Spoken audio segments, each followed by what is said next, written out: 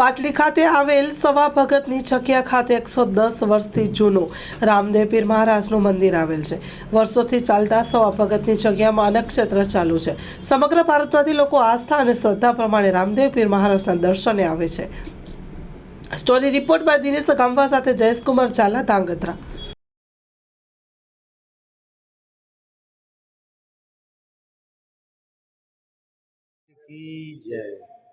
श्री सवा भगतनी जग्या रामदेव पीर मंदिर पीपरी धाम तालुको पाटड़ी जिल्लो सुरेन्द्रनगर परम पूज्य भक्तराज श्री वासुदेव महाराज आ जग्याना महंत श्री अने एमना भाई ईश्वर महाराज उर्फे मुखी महाराज अहीं सवा भगतनी जग्या तरीके अने रामदेव पीर मंदिर तरीके गुजरात नहीं पण आखा भारत में सुप्रसिद्ध आ रामदेवजी महाराजना मंदिरनी अंदर लाखोनी संख्या में यात्राळुओ दर्शन माटे पधारे छे। आ मंदिरनी अंदर दर बीजना दिवसे लोको बीज भरवा रामदेव पीरना दर्शन करवा प्रसाद लेवा माटे असंख्यनी संख्या में गुजरात बहारथी पण गुजरात अने भारतनी अंदरथी पण लोको अहीं पधारे छे। आ जग्यानी अंदर दर पूनमनी अंदर रामदेव पीरनो मेळा जेवो प्रसंग होय छे। अहीं भजननो प्रोग्राम, सत्संग, गुरुपूजन अने दर पूनम उजववामां आवे छे। लोको दूर दूरथी अहीं पूनम भरवा माटे आवे छे। घणा बधाने लोकोनी श्रद्धा एवी होय छे के मारुं रामदेवजी महाराज के गुरु महाराज आ काम थाय तो हूँ आटली पूनमो भरीश अथवा सेवा करीश पूनमना दिवसे। आ जग्यानी अंदर घणा वर्षोथी हजारोनी संख्या में लाखोनी संख्या में रामदेव पीरना भक्तो अहीं अवारनवार दर्शन करवा माटे पधारे छे। अने जे यात्राळु अहीं आवे छे एने रहेवा जमवानी टोटल फ्री ऑफ व्यवस्था छे। अहीं कोई प्रकारनो चार्ज लेवामां आवतो नथी। आ संस्थानी अंदर कोई पण प्रकारनो ज्ञाति धर्मनो कोई भेदभाव नथी। दरेक समाज अहीं आ संस्थानी अंदर रामदेवजी महाराजने माथुं टेकाववा माटे पधारे छे। आ जग्यानी विशेषता ए छे के तमे गमे त्यारे आओ, दिवसे आओ के रात्रे आओ, आना मंदिरना द्वार हमेश माटे अने जग्याना गेट हमेश माटे खुल्ला होय छे।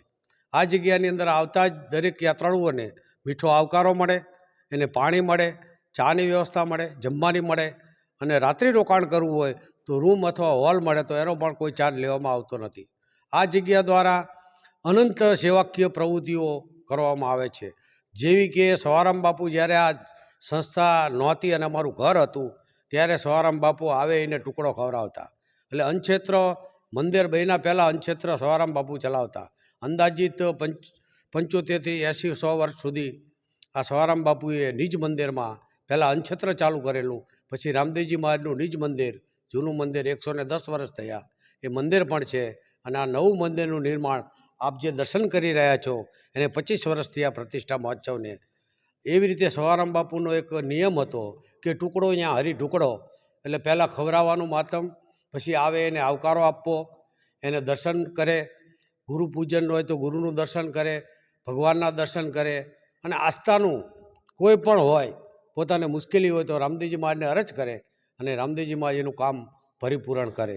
જેવી કે ગૌ સેવા કરવામાં આવે, ગાયો છે, પછી કોઈ પણ માનવ સેવા હોય, કોઈ અતિવૃષ્ટિ હોય અથવા કોઈ પણ આપણા રાષ્ટ્ર ઉપર કે ગુજરાત ઉપર કોઈ આપત્તિ આવી હોય તો એના માટે ફ્રૂટ પેકેટો વહેંચવામાં આવે છે। ગરીબ માણસોને સ્પેશિયલ અલગથી મીઠાઈ બનાવી અને પહોંચાડવામાં આવે છે।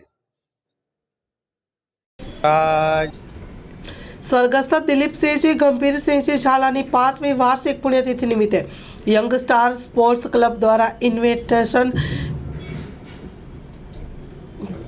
સ્વર્ગસ્થ દિલીપસિંહજી ગંભીરસિંહજી ઝાલાની 5મી વાર્ષિક પુણ્યતિથિ નિમિત્તે યંગ સ્ટાર સ્પોર્ટ્સ ક્લબ દ્વારા વોલીબોલ ટુર્નામેન્ટનું આયોજન કરવામાં આવ્યું હતું। ચેમ્પિયન ટીમ તથા રનર્સઅપ ટીમને ટ્રોફી આપી સન્માનિત કરવામાં આવ્યા હતા। સ્ટોરી રિપોર્ટ બાય દિનેશ ગામવા સાથે જયેશકુમાર ઝાલા, ધાંગધ્રા।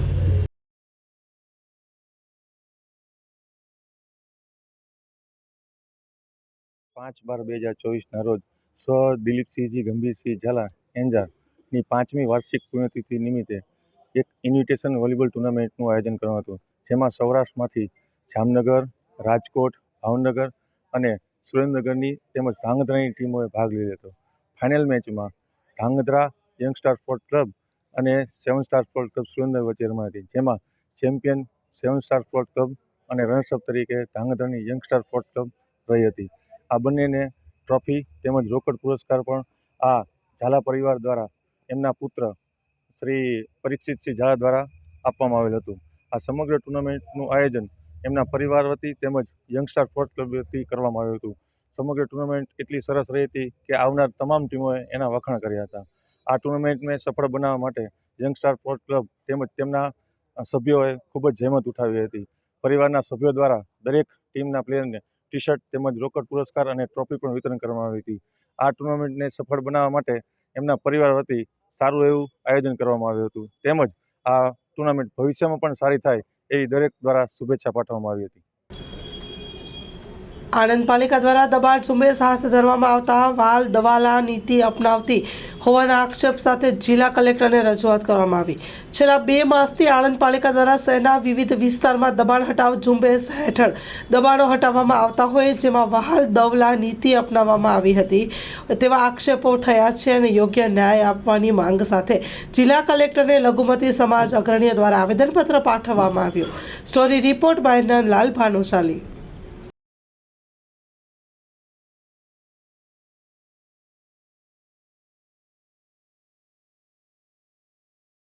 આજે રજૂઆત કરવામાં આવી, શું છે વિષય? આજે કલેક્ટર સાહેબને મળવા આવ્યા હતા અને એમને ચીફની સાહેબની મુલાકાતથી કલેક્ટર સાહેબ બહાર હતા.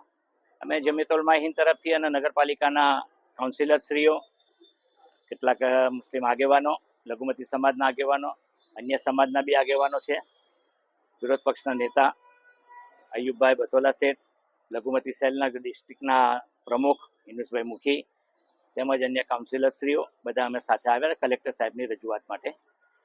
રજૂઆત એમાં એવી છે કે અત્યારે દબાણ હટાવ એક ઝુંબેશ ચાલી રહી છે લગભગ દરેક જગ્યાએ. જોકે કમનસીબી એવી છે કે હિન્દુસ્તાનનું એક પણ શહેર એવું નથી કે જે દબાણ મુક્ત હોય, પણ છતાંય અગર જો ટ્રાફિક નિયમનનો ભંગ થતો હોય યા લોકોને કનડગત થતી હોય એવા દબાણો હોય તેને હટાવવા જોઈએ. અને આપણે એની એ કામગીરીને અમે સરાહનીય માનીએ છીએ કે સારી વાત છે. પરંતુ જે રીતિનીતિથી જે રીતે સરકાર શ્રી કામ કરી રહી છે એનો અમારે વિરોધ છે કે વાલા દવલાની નીતિ, બિન મુસ્લિમ અને મુસ્લિમ, લઘુમતી અને બિન લઘુમતી, આવો જે ભેદભાવ રાખી અને દબાણ હટાવવાની ઝુંબેશ ચાલી રહી છે એ ગલત છે અને એનો અમે વિરોધ દર્શાવ્યો છે. એક જ જગ્યાએ એક જ સ્થળે દબાણ છે, 2 દબાણો છે, એક બિન મુસ્લિમ છે અથવા તો બિન લઘુમતીનું છે અને એક બિન લઘુમતીનું છે ને એક લઘુમતીનું છે. તો એ દબાણ લઘુમતીનું દબાણ હોય તો હટાવવામાં આવે, મુસ્લિમનું હોય તો હટાવવામાં આવે અને બિન લઘુમતીનું હોય તો એનું રહેવા દેવામાં આવે. આવી વાલા દવલાની નીતિ જે છે એ ખરેખર ખરાબ છે. હવે આના માટે પછી હમણાં એક બનાવ બન્યો, વિદ્યાનગર રોડ પર બી એક બનાવ બન્યો કે જેમાં હજારો રૂપિયાનું પેલા ભાઈનું નુકસાન થયું અને એની ટેમ્પી ઊંધી પાડવામાં આવી, એના ફ્રૂટને નાખી દેવામાં આવ્યું. હવે આટલા મોંઘા ફ્રૂટ અત્યારની પરિસ્થિતિમાં એ લોકો જે ફ્રૂટનો જે વેપારી હોય એ નાનો વેપારી ગમે ત્યાંથી પૈસા ભેગા કરીને એ ધંધો ચલાવતો હોય, પોતાના જીવનનું રૂટીન ચલાવતો હોય, એવી પરિસ્થિતિની અંદર જ્યારે એનું હજારો રૂપિયાનું નુકસાન કરવામાં આવતું હોય તો એ ખરેખર એ બહુ નિંદનીય બાબત છે, શરમજનક બાબત છે અને એક જાતનું જુલ્મ કહેવાય. આપણે કોઈને રોજીરોટી ન આપી શકતા હોય તો છીનવી બી ના જોઈએ અને છતાંય અગર જો દબાણ હટાવવું જ હોય અને વધારે પડતા લાગતા હોય તો ખરેખર એવા ગરીબ લોકોને માટે કોઈ વૈકલ્પિક વ્યવસ્થા કરવી બી જોઈએ. એ બી સરકારશ્રીની જવાબદારી છે. અમે આ બાબતની રજૂઆત કરવા માટે આવેલા. જે આજે રજૂઆત કરવામાં આવી, શું છે વિષય? આજે કલેક્ટર સાહેબને મળવા આવ્યા હતા અને એમને ચીફની સાહેબની મુલાકાતથી કલેક્ટર સાહેબ બહાર હતા. ઉત્તર સંડા ખાતેના બાયોમેડિકલ વેસ્ટના નિકાલના યુનિટ પર વિરોધ કેમ? વડાપ્રધાન મોદીના સ્વચ્છતા અભિયાનને લૂણો લગાવવાના ઉત્તર સંડા ગ્રામજનોના ખેલ પાછળ આશય શું છે? શું દુખે પેટ ફૂટે અને માથોની નીતિ? વડાપ્રધાન મોદી દ્વારા વડાપ્રધાન બનવા સાથે સ્વચ્છ ભારત મંત્રને અમલમાં મૂકી સ્વચ્છતા અભિયાનને દેશભરમાં હાથ ધરવામાં આવી રહ્યું છે, જેના પગલે બાયોમેડિકલ વેસ્ટના નિકાલ માથાનો દુખાવો હોવા છતાં પણ વર્ષે દશક પૂર્વ નડિયાદ નજીક ઉત્તર સંડા ખાતે હેઝા ક્લિક યુનિટ દ્વારા આણંદ, ખેડા અને મહીસાગર જિલ્લામાં બાયોમેડિકલ વેસ્ટના યુનિટનો પ્રારંભ થતાં સ્થાનિક ગ્રામજનોએ સહમતિ આપ્યા બાદ કોઈકના ઈશારે યુનિટના કારણે પ્રદૂષણ વકરતું હોવાના આક્ષેપ ઊભા કરાતા તે સંદર્ભે યુનિટના સંચાલકનો સંપર્ક કરતા તેઓએ જણાવ્યું હતું કે યુનિટ ગુજરાત પોલ્યુશન કંટ્રોલ બોર્ડના સીધા માર્ગદર્શન અને સૂચના અંતર્ગત કાર્યરત છે. તેમ છતાં સ્થાનિકો દ્વારા વડાપ્રધાન મોદીના સ્વચ્છતા અભિયાનને લૂણો લગાવવાના પ્રયાસ કરવામાં આવી રહ્યાના આક્ષેપ કરી દુખે પેટ અને કૂટે માથુંની સ્થિતિ હોવાની આશંકા વ્યક્ત કરવામાં આવી હતી. Story report by Nandlal Bhanushali.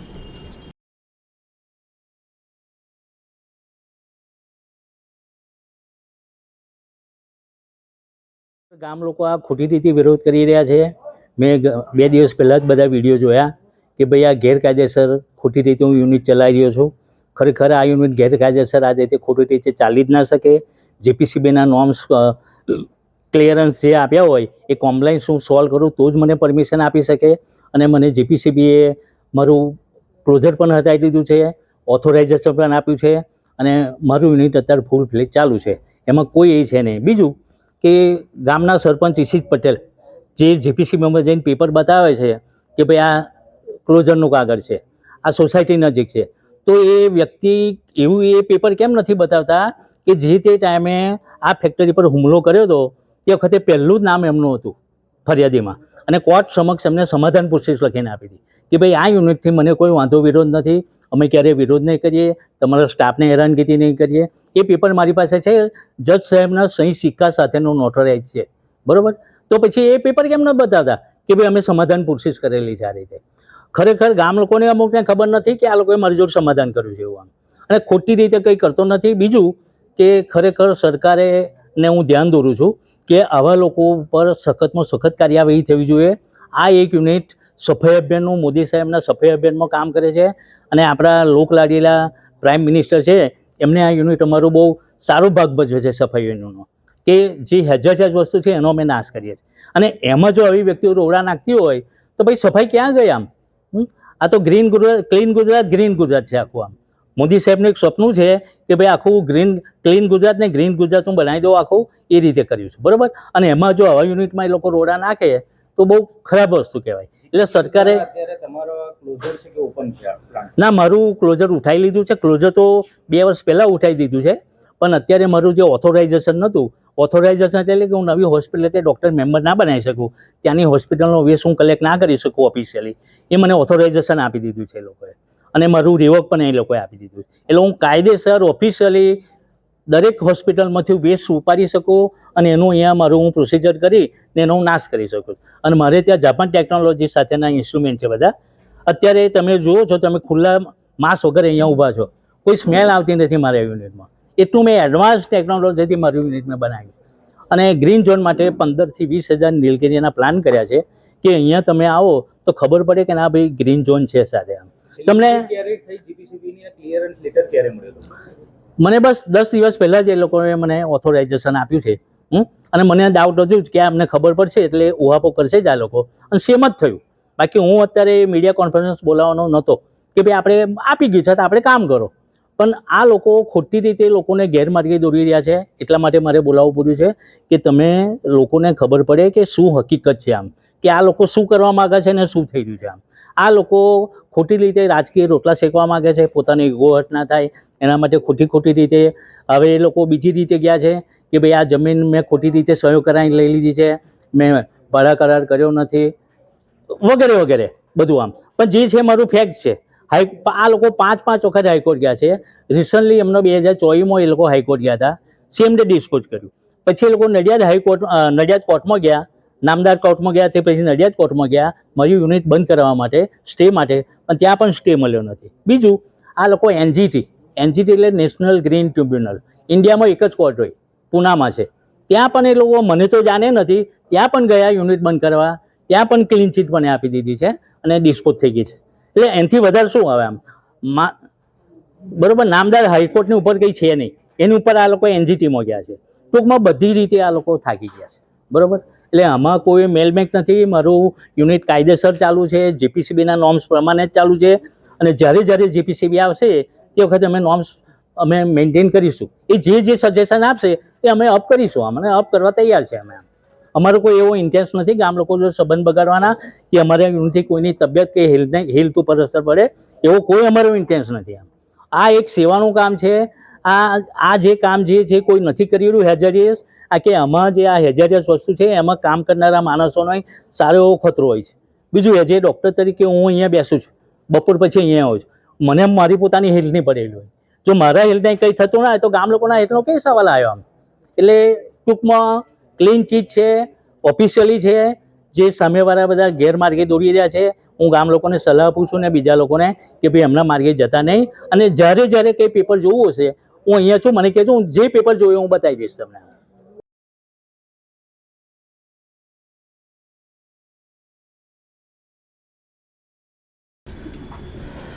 Bhuj શહેરમાં થયેલ ટુ વ્હીલર ચોરીના ગુનાનો ભેદ ઉકેલતી ભુજ શહેર એ ડિવિઝન પોલીસ.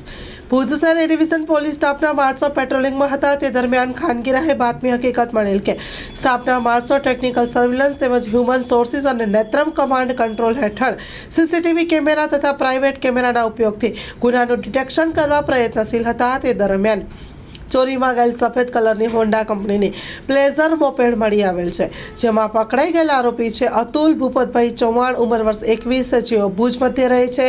અને રિકવર કરેલ મુદ્દામાલમાં પ્લેઝર મોપેડ ગાડીની કિંમત ₹20,000 અને પોલીસે આરોપીને ધરપકડ કરી આ અંગે ગુનો નોંધી વધુ તપાસ હાથ ધરી છે.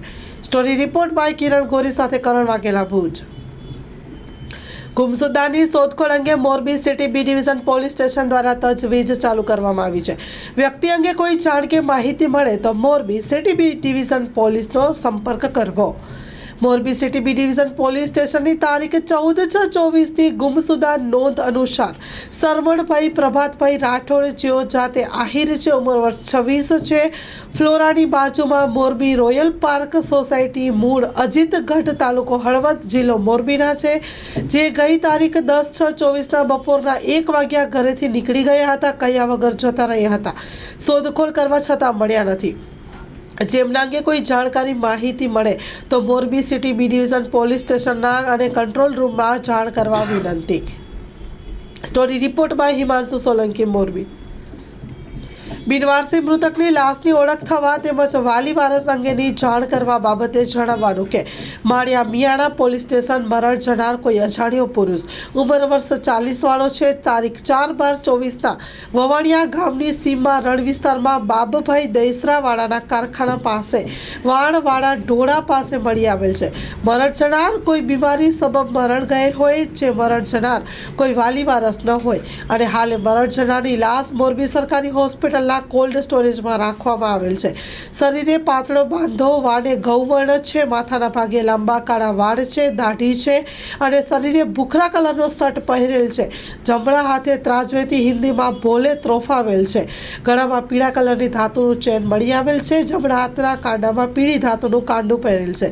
જમણા હાથની ત્રીજી આંગળીમાં પીળી ધાતુની વીંટી પહેરેલ છે. આ કામે મરણ જનારની લાશની ઓળખ થયેલ ન હોવાથી લાશના ફોટા પણ મૂકવામાં આવ્યા છે, જે પુરુષની ઉંમર આશરે 40 વર્ષ હોવાની જાણ મળી છે. આ સંબંધીને કોઈ ઓળખ થયેલ નથી, જેથી મરણ જનારની લાશની ઓળખ કરવા વાલી વારસ અંગે કોઈ પણ માહિતી મળે તો માળિયા મિયાણા પોલીસ સ્ટેશન ખાતે જાણ કરવા વિનંતી. Story report by Himanshu Solanki, Morbi.